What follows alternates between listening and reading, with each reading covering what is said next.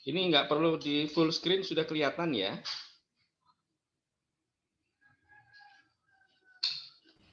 Iya, kelihatan, Pak. Ya, saya ulangi lagi. Jadi sama aja seperti ICD-9 CM, ICD-9 CM atau ICD-10 ya. Kan ada yang ICD-O itu khusus untuk kanker, neoplasma, onkologi. Ada PPDGJ ya, penyakit apa, gangguan jiwa, itu kan ada ICD untuk khusus jiwa. Itu sebetulnya ada semua di ICD-10. Nah, ini juga ICD-F ini sebenarnya juga sudah ada di ICD-10 ya. Hanya dikhususkan ya, karena di silabusnya itu kodifikasi fungsi dan kecacatan ya, disability atau ICF atau ICPC. Nah, ICF itu kepanjangannya International Classification of Function, Disability and Health. Jadi fungsi, kecacatan dan yang terkait dengan kesehatan ya, itu ya. Paham ya?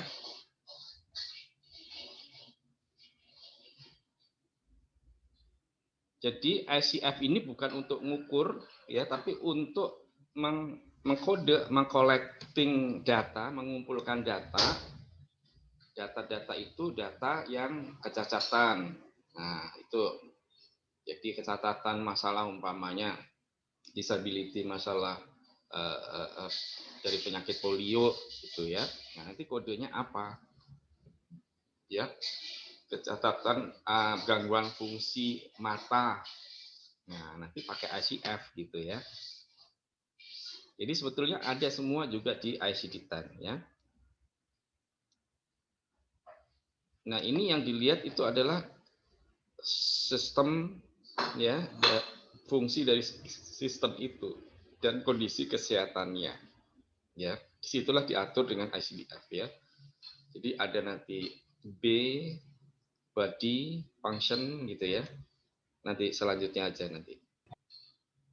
Ini yang mengembangkan WHO ya, dikembangkan terus dengan melibatkan dunia internasional dengan multidisipliner ya, partisipasi para ahli ya dengan multidisiplin yang luas. Terus tujuannya ya sebagai kenapa sih kok ada ICF? Kenapa nggak cukup dengan ICD-10? Ya itu kan ini untuk basic data secara keilmiahan ya. Ya. Juga mengestablishing, mendukung, membuat bahasa yang secara awam, umum ya, bahasa umum yang untuk komunikasi antar masyarakat kesehatan ini yang ditingkatkan gitu ya. Jadi bisa kita ngomong tuh seragam ya, common gitu ya, umum. Nah, comparison-nya itu ya bisa dari data-data negara ya, disiplin ilmu kesehatan macam-macam, pelayanan kesehatannya bagaimana, waktunya bagaimana. Nah, itu termasuk pintu masuk ya untuk mengcompare ini ya. Itu tujuannya. Nah, di sini ada yang disebut juga human functioning ya. Jadi fungsi human-nya itu, manusianya ini. Yang terpenting adalah ICF itu bukan untuk mengukur kecacatan ya, bukan.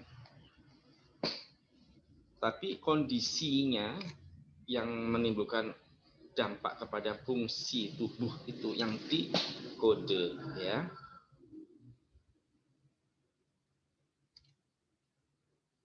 Lanjutnya, domainnya nanti, isinya nanti di dalam buku itu yang tadi saya bilang B yaitu body function and structure. Jadi nanti struktur anatominya itu kamu kan harus tahu, umpama tadi saya katakan gangguan penglihatan ya, mata. Jadi anatomi mata harus tahu, mulai dari luar ya, dari apa, eyelid ya, terus kelopak mata ya, terus ke eyeball-nya, bola matanya, ya di situ ada lensa, ya sampai ke retina, kornea, retina dan sebagainya. Nah itu body function and structure-nya. Yang kedua yang perlu dilihat activity-nya, aktivitas dia, bagaimana, terganggu enggak aktivitasnya, ya, setelah partisipasi dan participation-nya, ya. Jadi nanti kodenya itu ada 2 kode aja. Minggu depan mungkin kalau kita untuk latihan sebentar dengan ACF bisa, tapi syaratnya kamu udah punya atau bisa ada buku lah. Nggak, saya bilang nggak punya, tapi ada buku ya, atau bisa download ya. Sekarang eranya era IT ya, download aja, nggak usah beli buku kan, bisa download ACF seperti kita download ICD kan, ICD-10. Halo, Dio, masih ada Dio? Masih dengar? Anggi? Dengar, Pak. Masih dengar ya? Dengar, Pak. Supaya saya tahu masih connect. Nanti saya ngomong, kamu sudah nggak connect ya. Nah, ini adalah catatan yang spesifik, sangat spesifik ya, very specific recording dan detail terhadap kemampuan dari fungsinya, ya, dan impairnya. Ya. Tapi tidak menghubungkan dengan penyebabnya. Ya, ada contoh ya, for example ya, ini fluency and rhythm of speech. Nah, apa tuh? Ngomong yang corone ya belepotan gitu ya kalau ngomong ya. Ritme irama ngomongnya itu yang ada fluency dan ritmenya itu yang speak function-nya ya, yang bermasalah ya. Mungkin dia diem atau ngomongnya juga seperti ngomong sendiri ya. Nah, ini bisa saja dia akibat begitu tuh dari orang stroke ya. Kalau orang stroke kan diem atau kalau ngomong juga gitu ya. Atau autism itu kan anak ya, biasanya anak ya, tapi dewasa ya ada juga. Autism itu kan hidup dengan dunianya sendiri ya. Dia juga ya diem, kadang dia ngobrol dengan teman imajinasinya.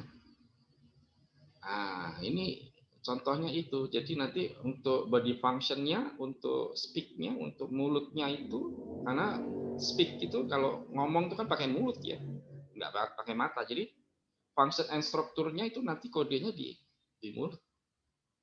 Gitu contohnya ya. Hanya memang jujur aja di dunia luas ya, artinya bukan di tempat kerja kita tuh jarang digunakan ya kode ICF ya. Tapi kalau ACO itu di ICD-10, kalau neoplasma udah jelas ada jiwa ya, jelas PPDGJ ya, pedoman pengkodean gangguan jiwa itu ya, yang sebetulnya udah ada sendiri di ICD-10 ya. Tapi ICF ini memang jarang biasanya ya. Ini biasanya terkait juga dengan asuransi, klaim-klaim itu ya, asuransi. Selanjutnya, sebentar ya. Nah, ini sudah berubah. Oh, kebablasan. Ya. Body function and structure ada 8 bab, 8 chapter. Nah, itu tadi yang saya bilang ya. Kita bagi body function structure, mental function-nya, body function-nya, dan strukturnya. Ya. Body function-nya sendiri dan strukturnya. Kan makanya body function and structure. Contoh, fungsi ada 4 chapter ya, 1, 2, 3, 4, 5, 6, 7, 8 ya, ada 8 chapter ya, ada 8 bab. Yang mental function, mental ya, mental kita, fungsi mental itu di strukturnya tentunya terkait dengan apa? Struktur sistem saraf. Ya. Zaman dulu, di awal dulu, spesialis saraf otomatis dia juga spesialis jiwa, mental. Spesialis jiwa juga menguasai otomatis saraf, tapi sekarang sudah dibagi spesialis jiwa itu psikiater, psikiatri saraf itu neurologis ya. Nah, walaupun ilmunya mereka juga tahu sama-sama, cuman lebih dispesifikan. Kalau dulu jadi satu. Jadi gangguan mental itu nanti strukturnya anatominya ya sistem saraf. Yang kedua contohnya gangguan sensoris fungsi. Gangguan fungsi sensoris ini dengan rasa nyeri ya, pain ya. Itu nantinya bisa berhubungan dengan strukturnya atau bodinya bisa macam-macam ya. Bisa mata, bisa telinga ya, ear atau yang terkait dengan anatomi atau struktur yang lainnya yang terkait dengan fungsi sensorisnya. Gangguan suara, bicara, pendengaran ini ya. Nah, itu strukturnya apa? Tadi udah contoh ya. Strukturnya adalah suara ya, bicara ya, mulut, ya nanti masalah telinga ya. Jadi masalah-masalah itu untuk anatomi atau strukturnya ya. Selanjutnya juga di bawah fungsi dari kardiovaskuler, fungsi dari hematologinya, perdarahan, darah-darahnya, ilmu darahnya, ilmu imunologinya, pernafasannya, itu anatominya atau strukturnya ya struktur kardiovaskuler, jantung sama pembuluh darah, sama paru, pernafasan dari hidung sampai paru, kayak gitu ya. Dan selanjutnya sampai ke bawah fungsi dari digestif, pencernaan dan metabolisme serta sistem endokrin itu kita anatominya atau strukturnya yang berhubungan dengan sistem pernapasan, metabolik dan endokrin. Ya, contoh di situ ya, umpamanya penderita apa istilah masalahnya itu diabetes umpamanya S10 ya, yang udah lama umpamanya begitu ya, dengan komplikasi ya. Nah, itu nanti kita ngomong fungsi yang terganggu oleh penderita diabetes ini apa? Ya. Jadi kausa yang mendasari penyakitnya itu ya. Lalu genitourinary dan reproduksi ya, jadi masalah urinarius ya, ginjal dan sebagainya, saluran tipis sampai reproduksinya. Itu struktur anatominya apa? Ya, yaitu terkait dengan genitourinary dan reproduksi. Neuromuskuler ya, ini juga strukturnya apa? Ya, struktur yang terkait dengan anggota gerak ya, structure related to movement. Ya. Jadi muskulus, skeletal, bahkan neuronya juga neuromuskuloskeletal ya. Kulit. Nah, ini terkait dengan struktur kulit. Ya, itulah 8 bab chapter di ICF ya. Memang ini sekali lagi jarang, jadi kan kamu harus tahu karena kamu selaku nanti ahli media di bidang rekam medik, khususnya nanti di coding ya harus paham apa itu ICF, ICO, asidinan CM yang kemarin kita ngomong atau dengan ICOPIM ya, ICOPIM dan itu semua tahu. Lalu ada yang di Indonesia kan pedoman pengkodean gangguan jiwa PPGJ ya dan sebagainya. Sampai di sini masih bisa mengikuti? Halo, Dio? Bisa Dio? Halo? Dini mendengar? Tolong dijawab. Pak. Dengar ya. Ada yang mau ditanyakan dulu sebelum saya lanjut nanti?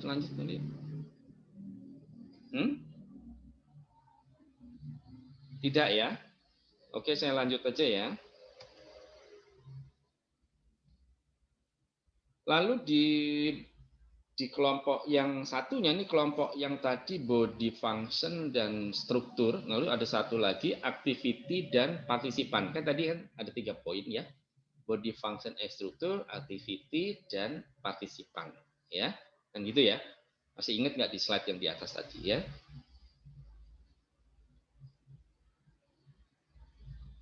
Nah, di sini deskripsinya ya.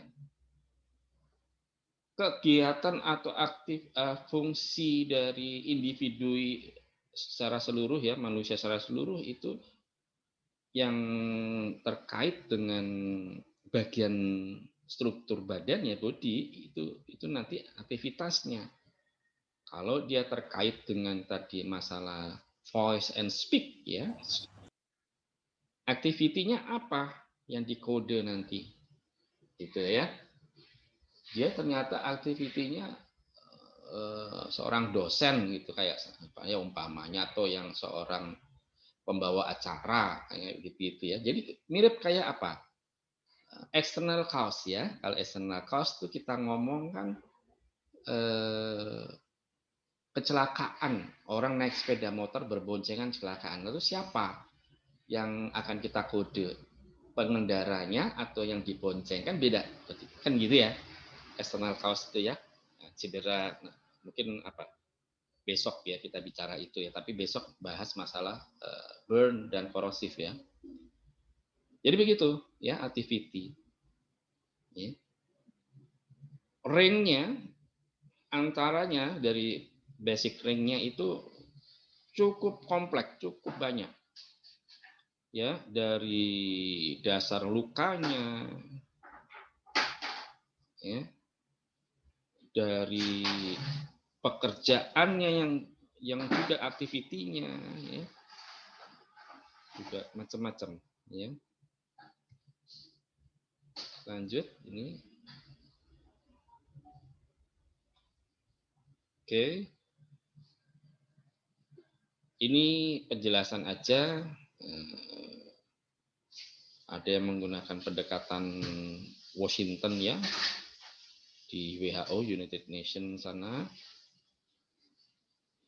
Pendekatan WHO juga ada ya, ini perkembangannya ya. Hanya sekedar tahu.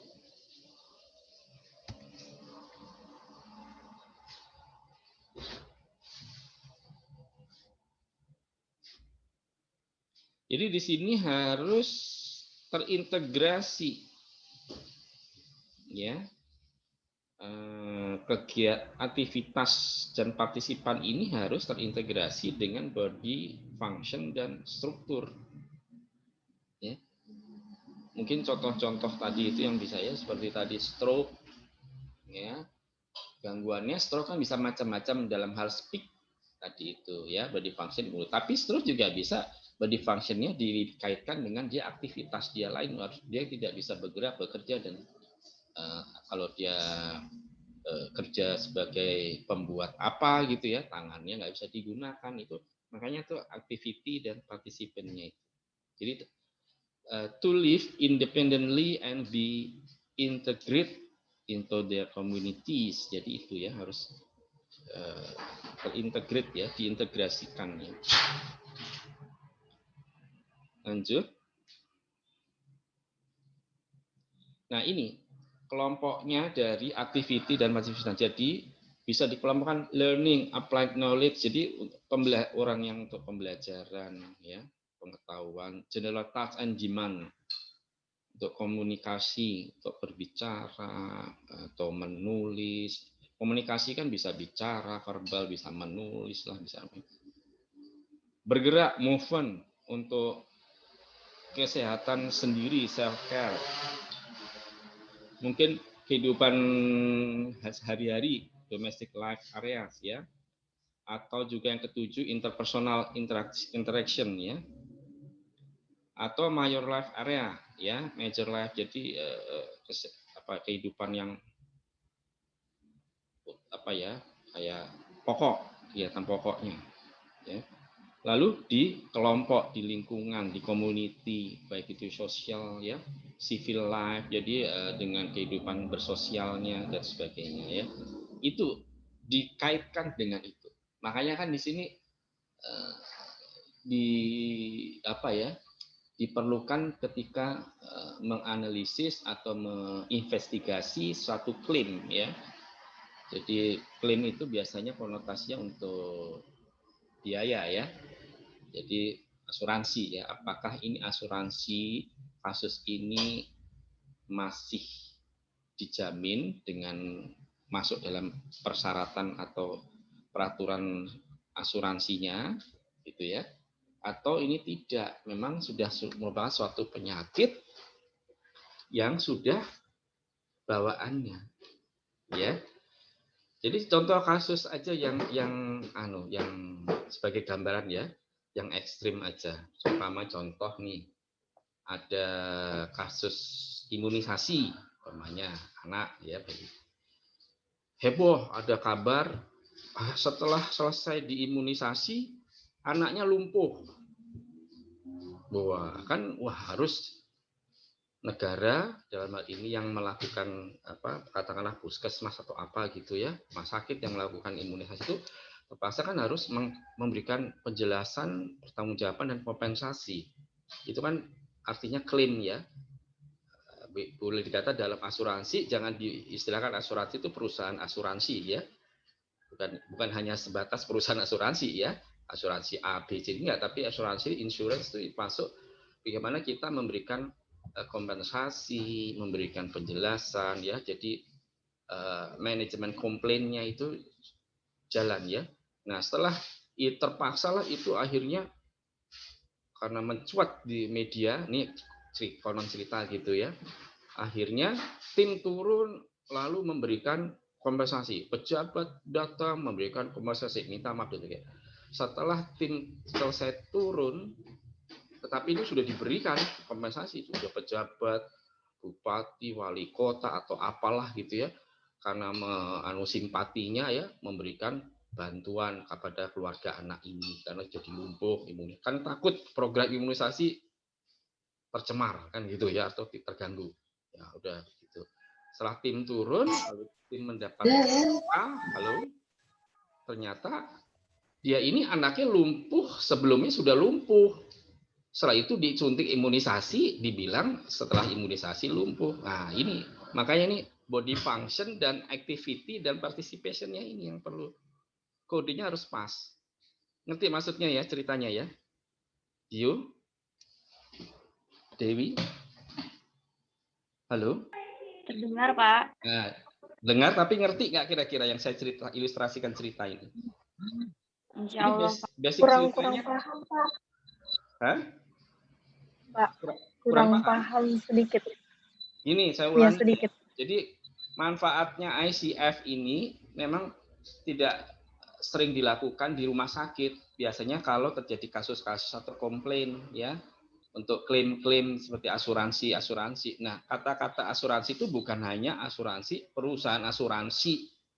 Contoh misal saya sebut aja asuransi umpamanya Bumi Putra atau Jiwasraya, Jasara Harja, ataupun BPJS sekalipun berbasis asuransi. Tapi bukan itu pemahamannya sependek itu. Tapi bagaimana kita memberikan suatu kompensasi ya sesuai dengan yang kejadian gitu loh. Contoh kasus. Ini contoh kasus. Dengarkan ya. Tapi kasus ini sebenarnya kejadian beneran. Tapi nggak akan anonimus ya saya. Terjadi karena sudah heboh di media massa, terjadi heboh ya. Seorang anak setelah diimunisasi jadi lumpuh. Paham ya? Nah, ini jadi heboh. Akhirnya pemerintah dalam hal ini negara ya turun dan mengirim tim. Nah, sambil turun itu pemerintah pejabat-pejabat memberikan kompensasi, memberikan ya minta maaf, terus berikan kompensasinya supaya meredam, supaya tidak mengganggu program imunisasi kan gitu. Setelah timnya diturunkan, hasilnya apa? Ternyata anak ini lumpuh dulu sebelum diimunisasi, sudah menderita lumpuh sebelum diimunisasi. Hanya beritanya dipelintir, dicuatkan setelah imunisasi. Nah, oleh karena itu kode-kode itu tadi, kode memberikan imunisasi kan ada kode harusnya ya. Setelah itu terjadi kelumpuhan, itu harus ada laporan yang namanya KIPI ya. Kejadian ikutan pasca imunisasi. Nah, ternyata tim KIPI ini turun bukan KIPI. Kalau KIPI kejadian ikutan pasca imunisasi setelah disuntik, menjadi suatu proses terus menjadi kejadian itu. Katakanlah lumpuh, tapi ini enggak, sudah lumpuh lalu disuntik imunisasi, lalu dipelintir beritanya. Nah, ini pentingnya kodenya ini.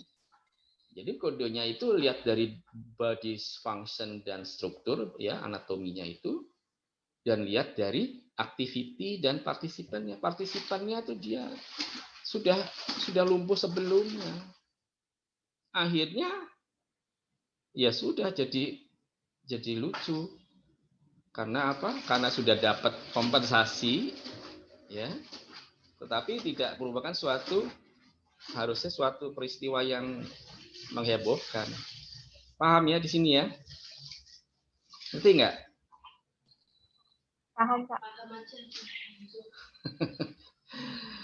Susah ya kalau dari daring ya. Kamu harus sering baca-baca ya. Oke. Ya. Saya lanjut. Nah, ini dilihat dari dua versi ya. Ya, di versi atau model ya. Model yang umum universal dan model yang minority, yang kecil ya, yang minoritas ya. Itu kita lihat ya. Kalau yang minoritas ya ya satu dimensi saja lah ya.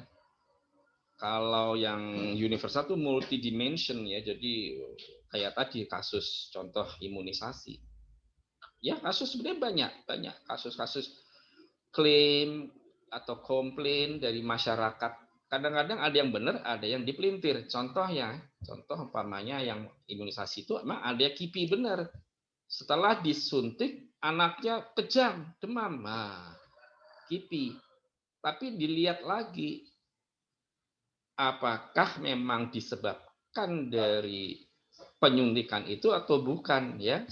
Nah, itu nanti tapi ini sudah masuk KIPI gitu kalau yang ini ya. Nah, secara keilmuannya pemeriksaannya diperiksa cairan liquor cerebrospinal. Nah, wah keruh. Biasanya kalau keruh itu infeksi. Penyebab infeksi ya biasanya bakteri, bukan virus. Nah, jadi imunisasinya apa nih? Imunisasi yang virus atau yang bakteri? Kalau yang bakteri kan seperti TBC ya. Kalau virus kayak morbilli, polio. Jadi kayak begitu ya. Baik, sudah hampir selesai. Ya. Sudah hampir putus juga ini apanya nih? Sambungannya ya. Silakan mungkin ada yang mau tanya dulu. Masih connect ya? Masih, Pak. Ya, ayo. Silakan mengajukan pertanyaan. ICF, function, body function, body struktur, lalu yang kategori kelompok yang satunya adalah activity dan participation ya. Intinya itu dibagi dua. Function struktur harus ada 8 bab chapter ya tadi. Kalau si functionnya itu masalah jiwa mental, biasanya struktur anatominya tuh neuro ya, neurosystem ya. Kayak tadi itu ya.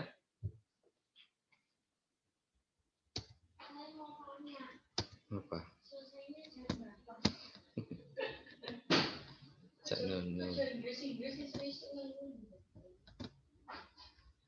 Gimana? Kalau nggak ada pertanyaan ya nggak apa-apa. Saya lanjutkan ya tadi versi tadi ya ada lagi versi medis dan versi sosial, medical versus sosial ya. Kalau yang medis itu ICF ini lebih mengarah ke personal satu pasien itu ya. Kalau ini sosial ya ke arah sosial. Dampaknya seperti imunisasi itu, dampaknya ke sosial itu kan nanti menghancurkan atau mengganggu program imunisasi, sedangkan program imunisasi itu sangat penting. Lalu apalagi bedanya? Medical care, perawatan kesehatan. Tetapi kalau yang untuk social integration ya, untuk mengintegrasikan kepentingan-kepentingan atau faktor-faktor yang ada di sosial itu akan terganggu.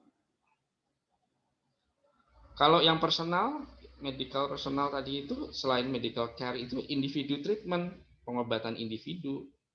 Nah, kalau yang sosial itu social action-nya, sosialnya itu ya social action-nya apa? Contoh kasus imunisasi, penyuluhan ya, diberikan penyuluhan lebih intensif bahwa imunisasi tidak berbahaya, aman, bla bla, asalkan begini gitu ya. Dan sebagainya ini ya. Jadi kalau yang di medis itu behavior itu memang sifat si bawaan sifatnya si pasien personalnya. Kalau sosial itu attitude itu apa ya? Watak ya atau apa ya? Attitude jadi ya attitude si sosial kelompok community masyarakatnya. Kan ada tuh kelompok masyarakat yang sukanya apa namanya itu menyebar hoax, nah, umpamanya gitu. Udah tahu ini hoax, tetap disebar. Nah, attitude-nya memang jelek udah. Ya, kelompok itu anarko, ya, istilahnya sekarang anarkis yang melakukan anarsis ya. Nah, itu udah membakar sepeda motor di demo, pada demo itu kan salah, tapi dia membakar. Ya, wis attitude-nya memang udah jelek. Ya itu. Jadi kalau sosial tuh ke situ. Ya, kalau personal yang medical tuh ya memang sifat dari orangnya ya, behaviornya, ya kebiasaan hidupnya dia tuh tidak hidup bersih, nah, pola hidup bersihnya kurang, nah, behaviornya dia, makanya dia begitu dan sebagainya. Itu perbedaan-perbedaannya. Belum ada yang mau bertanya?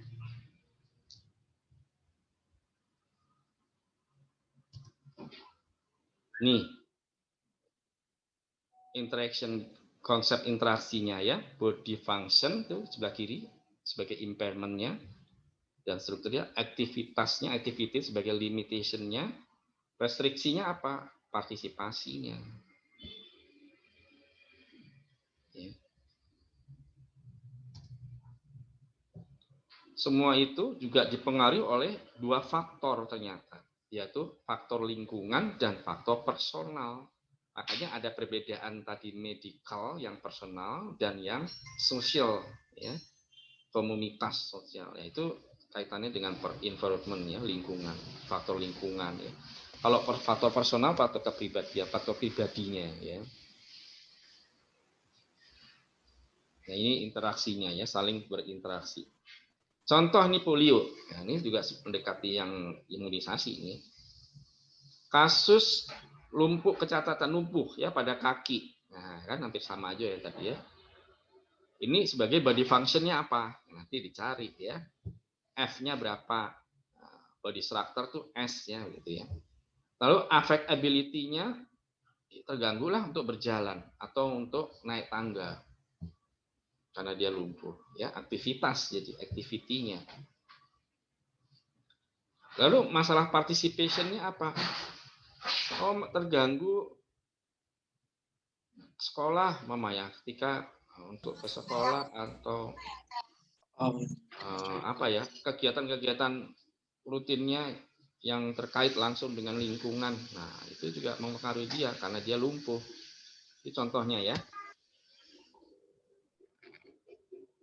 Lanjut lagi. Ini sama, udah saya bicara, ini contoh tadi hampir sama, ini penjelasannya ya.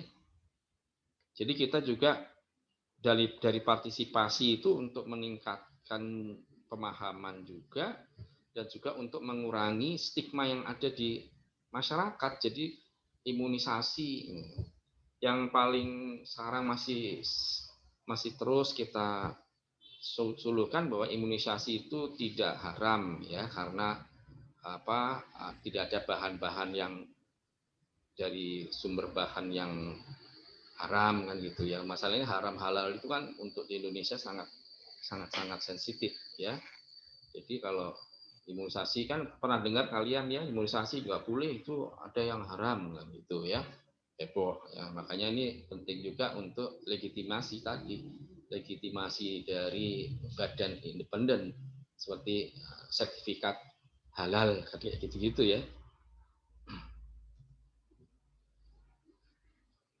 Lanjut. Jadi lanjut aja. Oke, sudah selesai ya slide-nya. Baik, kalau ada pertanyaan silakan. Kalau belum ada pertanyaan, ya tidak apa-apa. Oke. Hendrik mau bertanya atau memang orangnya nggak ada nih, cuma connect aja? Belum, Pak. Ya ada ya. Nah, mau bertanya, Hendrik?